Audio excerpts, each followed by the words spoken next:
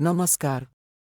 तपाईले चलाउने Microsoft word प्रोग्राममा यो भिडियोमा देखाए जस्तै प्रोडक्ट एक्टिभेसन फेल भनेर देखाउँछ। यदि यस्तो देखाउँछ भने तपाईले माइक्रोसफ्ट वर्डबाट पाउने सबै सुविधाहरू उपयोग गर्न पाउनुहुन्न।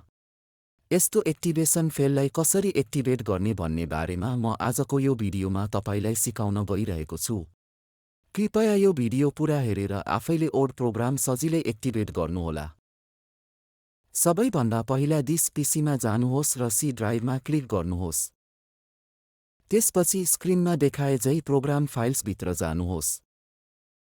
अब माइक्रोसफ्ट अफिस देखिन्छ, त्यसमा क्लिक गर्नुहोस्। त्यसपछि देखिने अफिस 16 मा क्लिक गर्नुहोस्। अब त्यो ठाउँमा ospprean.exe मा राइट क्लिक गर्नुहोस् र रन एज एडमिनिस्ट्रेटरमा क्लिक गर्नुहोस्। अब तपाईको एमएस वर्ड प्रोग्राममा पहिलेको जस्तो एमएस वर्ड प्रोग्राम फेल भन्ने म्यासेज देखिँदैन र प्रोग्राम एक्टिभ भएको पाउनुहुनेछ। अन्तमा तपाईलाई यो भिडियो कस्तो लाग्यो? कृपया लाइक र कमेन्ट गर्न नभुल्नुहोला। यस्तै जानकारीमूलक भिडियो हेर्न र नयाँ भिडियोको नोटिफिकेसन प्राप्त गर्नको लागि सब्स्क्राइब गर्नुहोला।